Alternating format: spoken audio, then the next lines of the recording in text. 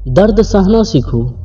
कई बार जब लोग जीवन में काम शुरू करते हैं तब उन्हें बहुत ज़्यादा दर्द होता है, तकलीफ होती है, उन्हें बहुत ज़्यादा मेहनत करना पड़ता है और ये बात उनसे बर्दाश्त नहीं हो पाती। उनका शरीर जवाब दे देता है और वो उस काम को छोड़कर किसी और तरकीब से सफल होने का प्रयास करते रहते हैं।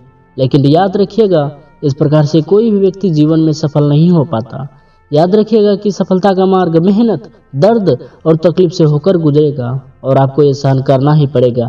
तो इसके लिए आप हमेशा तैयार रहिए।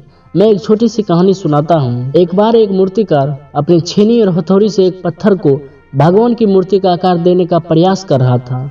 जैसे ही वो छेनी पर अपना हथौड़ा चलाता, वो पत्थर चिल्लाने लगता और कहने लगता कि ये क्या कर रहे हो, मुझे इतना मार क्यों रहे हो, मुझे बहुत दुख हो रहा है, तकलीफ हो रही है, पीड़ा हो रही है, मुझे अपने हाल पर छोड़ दो और यहाँ से चले जाओ। मूर्तिकार ने उस पत्थर से कहा, मुझे बहुत अच्छे से पता है कि तुम्हें बहुत ज़्यादा दर्द हो रहा है, तकलीफ हो रही है और तुम बहुत ही ज़्यादा पीड़ा में हो, लेकिन यदि आज तुमने इस दर्द को नहीं सहा, इस तकलीफ को नहीं सहा, तो जीवन भर तुम इसी प्रकार से पड़े रहोगे। मुझे पता है कि तुम्हें आगे बढ़ने की अपार संभावना है, तुम एक बहुत अच्छे पत्थर हो, लेकिन यदि तुम इसी प्रकार से रहोगे तो कभी भी आगे नहीं बढ़ पाओगे।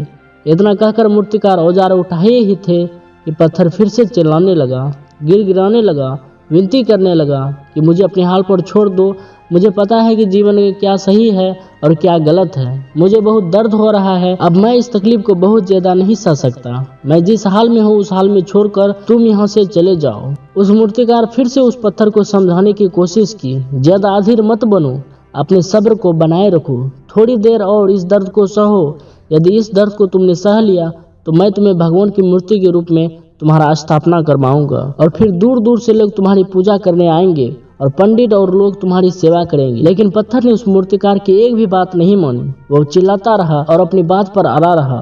मूर्तिकार ने उस पत्थर को समझाने की बहुत कोशिश की, लेकिन वो पत्थर नहीं माना। अब मूर्तिकार भी थक चुका था और वो उस पत्थर को छोड़कर आगे बढ़ गया। थोड़ी ही दूर जाकर देखा कि एक और बहुत ही अच्छा पत्थर वहां पड़ा हुआ है। उसने छेनी और हथौड़ी उठाई, उस पत्थर को मूर्ति बनाने के लिए वो तैयार हो गया। मूर्तिकार ने छेनी और हथौड़ी का वार दूसरे पत्थर पर जारी रखा।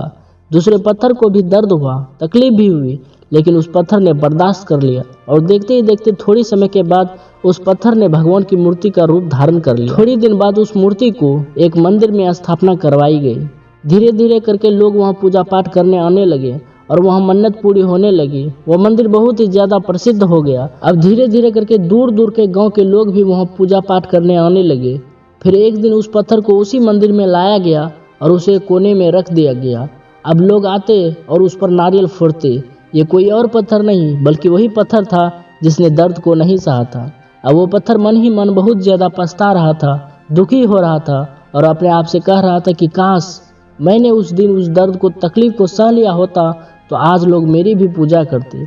इसलिए आप भी अपने जीवन में हमेशा याद रखिएगा कि जब भी आप अपने करियर की शुरुआत में किसी काम को कर रहे हो या पढ़ाई कर रहे हो या कोई काम ही क्यों ना कर रहे हो, आपको दर्द होगा, तकलीफ भी होगी, ज़्यादा मेहनत करना पड़ेगा, तो आप रुकिएगा मत, किसी और रास्ते की शुरुआत मत करिएगा, क्योंकि कोई और रास्ता आपको सफलता नहीं दे सकता है। आपको उस दर्द को, उस तकलीफ को सहना ही होगा और उस दर्द को, उस तकलीफ को सहकर आप ज़्यादा मजबूत बनेंगे और तभी अपने जीवन में आगे बढ़ पाएंगे।